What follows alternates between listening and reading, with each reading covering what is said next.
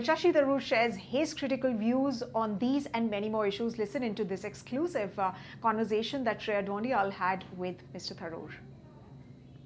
I want to ask you whether the Congress party has failed to communicate properly what they mean by a socio-economic survey in their manifesto and what it aims to do. I mean, a great Krantikari bite, great for television, but just look what it ends up doing. I mean, the Prime Minister has hit a full toss on it. No. Let me explain to you exactly what was intended and what Rahul Gandhi said as well, which is that, as long as our government, state and central, are giving and not giving certain benefits to people on the basis of their caste affiliation, we may as well know what caste people are claiming allegiance to, number one. Number two, not just enough to know the numbers, we should know what their economic status is like. For example, if you actually have a socio-economic census, you will know what caste people belong to and what they're earning and what their assets are. And if it turns out, for example, there is a correlation between, say, Dalits and extreme poverty, then you need to have targeted policies to benefit the Dalits. There's no talk at all about actually taking money away from anyone else.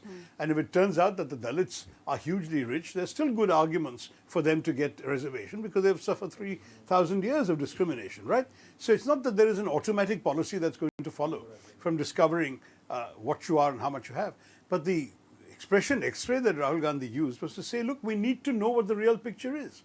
Just as you take an X-ray to find out what really is there inside you, let's see what there really is inside our country. Not inside your home or inside your cupboard, inside our country. It's a macro picture we're talking about.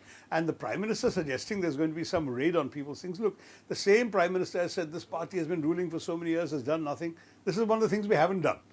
Okay, we've done a lot of good things that he's not given us credit for. We don't want credit for something we've never done. We've never raided people's homes and taken away their money. And we had no plans to do that now either. Then how do you explain a senior leader from your party, you know him well, Manish Tiwari, he's your candidate from Chandigarh, tweeting this. I'm going to quote him so that no one can accuse me of misquoting people. We will not allow 1% people to hold 77% of India's wealth. जब पैसा बटे एक समान, तभी होगा भारत महान. This has come today. Well, look, as far as I'm concerned, Manish can explain his own thinking better than anybody else can, so you can ask him. From my point of view, I think it is merely talking about fairness in our society. And that would involve a whole range of economic policies, which instead of giving benefits to a small coterie, might give benefits to a larger number of people. That's essentially the common sense approach. Congress is a pretty big tent, right? So there are various schools of economic thought within it.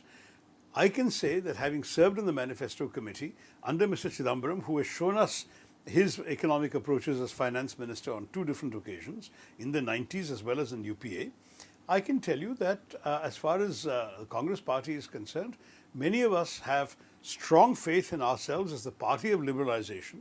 We want the economy to grow, but we want the revenues that accrue to the government from a growth in the economy to be distributed to those who are marginalized, oppressed, and below the poverty line. There's nothing wrong with that. That's social justice. The important thing to recognize is that we are not doing anything to stifle economic growth or the business community.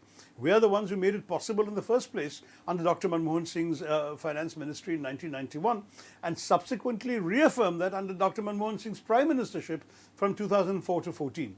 So to suddenly make us out to be some sort of communist Marxist government, which we've never been, is simply not fair. All right, that's Mr. Shashi Tharoor in conversation with the Times Network's Shreya Dhonial. Mr. Tharoor clarifying the wealth redistribution charges and how politics on this matter has really been growing. He says that the Congress party, is merely batting for fairness in society and that some leaders may be quoting out of context is just part of their differing views that the party really holds. If you like this video, then like, share and subscribe to ET Now.